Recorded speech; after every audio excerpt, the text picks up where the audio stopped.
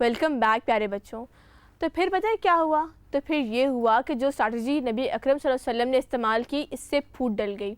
इससे ये हुआ कि यहूदियों ने जाके कफ़ार मक्का को मैसेज भेजा कि अपने बंदे हमारे पास रखवाएं ताकि हमें यकीन हो।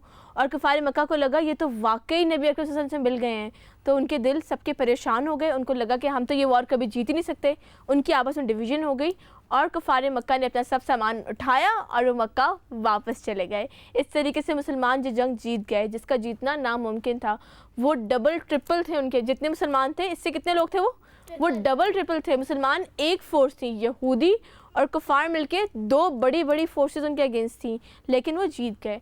जीतने में बहुत सारी बातें हैं, बहुत सारे लेसन्स हैं, और वो लेसन्स क्या हैं मैं आप लोगों से पूछना चाहूँगी। चलिए मुझे बताएं। लेकिन आपको पता है ये लेसन्स पूछने से पहले मैं आपको एक और मज़े की बात बताती हूँ। एक और बात ये कि अंदर किस कबीले ने गद्दारी की थी? बनी कुरैज़ा ने गद्दारी की थी। तो इनके साथ पता है क्या हुआ? कहा जाता है कि नबी अकरम सल्लल्लाहु अलैहि वसल्लम घर पे आए और उन्होंने आके अपने आर्मर्स उतारे और वो नहाए उम्मे हानी के घर पे। और उसके बाद जब वो बाहर निकले तो पता है कौन आया? हज़रत जिब्राइल अलैहिस्सलाम आए। उन्होंने कहा कि अभी हथियार मत उतारें, अभी बनी कुरैज़ा का अंजाम बाकी है। ये लोग गए। आपको पता है उन्होंने क्या किया था? उनके साथ ट्रीज़न किया था, गद्दारी की थी। कभी भी किसी स्टेट के ख़िलाफ़ अगर आप कोई गद्दारी करते हैं और एग्रीमेंट तोड़ते हैं तो आपको पता है इसकी सज़ा क्या होती है? गद्दारी की सज़ा क्या है आपको पता है? डेथ। उन्होंने गद्दारी की थी और अगर उन्होंने एक दफ़ा की तो वो दोबारा कर सकते थे? जी हाँ। इसलिए जाके बनु कुरैज़ा का मुहासरा किया गया। 25 डेज़ तक वो अपने किलों के अंदर बंद रहे। इसके बाद उन्होंने गिव अप कर दिया और वो बाहर आ गए। इसके बाद उनका मुहासरा कामयाब हुआ और वो लोग को पकड़ा गया। पकड़ने के बाद कहा जाता है कि उनके मर्दों का फैसला ये हुआ कि उनकी गर्दनें मार दी गईं। जितने भी उनके जेंट्स थे उन्हें मार दिया गया वहाँ पे। ये किस चीज़ की सज़ा थी? गद्दारी की सज़ा। कुरैश मक्का को भी सज़ा मिल गई कि वो इतने दूर से बाहर आए और नाकाम होके गए, और यहूदियों को भी सज़ा मिल गई। इस स्टोरी से आप लोगों को क्या समझ आया? मुझे कोई बताना चाहेगा? ओके माशाल्लाह, इतने लोग बताना चाहेंगे। चलिए बेटा पहले आप बताएं। हमें काम को डिवाइड करके करना चाहिए। बिल्कुल सही जी बेटा। तो और हमें क्या समझ में आया इससे? हर चीज़ पे स्ट्रेटजी बनानी चाहिए। स्ट्रैटेजी बनानी चाहिए जी बेटा। तो आपको क्या समझ आया? हमें किसी भी चीज़ में खाली किसी को ऑर्डर नहीं करनी चाहिए, बल्कि खुद भी काम करना चाहिए। वेरी गुड, शाबाश। ये सबसे मेन पॉइंट है। कई दफ़ा ऐसा होता है कि हम देखते हैं कि कोई लीडर बनता है, कोई कहते हैं कि बड़ा भाई है फॉर एग्जांपल घर के अंदर, या कई दफ़ा होता है कि क्लास में मॉनिटर होता है, या कई दफ़ा प्रोजेक्ट हेड्स होते हैं। कई दफ़ा आपको ऐसे टारगेट्स मिलते हैं कि आपको ये काम करने हैं। तो जो लीड कर रहा होता है वो कई दफ़ा क्या कर रहा होता है?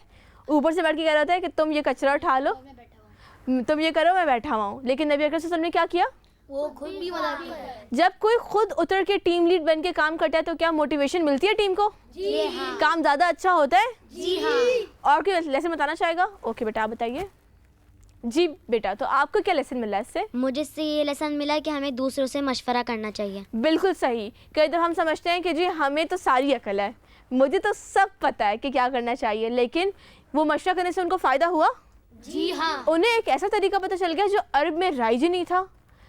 कई दफ़ा ऐसा होता है कि हम किसी को अंडर एस्टिमेट करते हैं। ओहो भाई इससे क्या पता, ये तो फ़लाँ जगह से आया है, ये तो फ़लाँ जगह से आया है, ये हमारे उसका नहीं है। लेकिन हो सकता है कि वो जिस जगह से आया है उसके पास उससे बेहतर मशवरा हो, वो जहाँ से बिलोंग करते हैं। तो मशवरा सबसे करना चाहिए। अच्छा, इसमें एक और बड़े मज़े का लेसन भी था।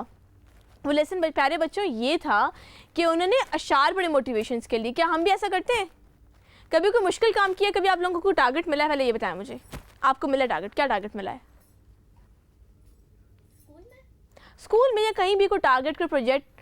कई दफ़ा क्लीनिंग प्रोजेक्ट्स भी तो होते हैं। स्कूल में कहा जाता है कि क्लीन करें, जाके बीच को क्लीन करें। हम लोगों ने अपने यूनिवर्सिटी के अंदर जाके बीच को क्लीन किया है। तो आपको कोई टारगेट मिला इस तरह का? अब क्लास को क्लीन करना है, क्लास को मतलब पूरा आप मॉनिटर बनी हो तो आप पूरा क्लास को अच्छा रखना। ठीक है, मतलब कोई शोर होने नहीं देना। सही है। तो मैं आपको और अच्छा बनाऊंगी। तो आप मॉनिटर अपनी क्लास की। तो फिर आप क्या करती हैं? खुद भी काम करती हैं, सबको कहती हैं कि ये काम करते जाओ? नहीं, मिस बोलती हैं जिसने क्या नाम है कचरा फेंका है तो वो खुद ही उठाएगा। वो खुद ही उठाएगा, फिर वो खुद उठाते हैं? अगर वो नहीं उठाते तो मैं उठा लेती हूँ। Oh that's sweet. ये भी अच्छा तरीका है। इस तरीके से हो सकता है कि अगले इंसान को मोटिवेशन मिले कि अगली दफ़ा मैं उठाऊँ। अच्छा, आप लोगों ने इस स्टोरी के अंदर एक और बात नोटिस की। वो बात ये थी कि उन्होंने अशार भी पढ़े। तो क्या हम कभी कोई काम करते हुए अशार पढ़ सकते हैं? मोटिवेशनल अशार, जैसे हम लोग कहते हैं कि मोटिवेशनल सॉन्ग्स हैं या मोटिवेशनल अशार हैं। कभी को मोटिवेशन किसी को कोई शेर आता है यहाँ पर? नहीं है चीज़ निकम्मी कोई ज़माने में, कोई बुरा नहीं कुदरत के कारखाने में।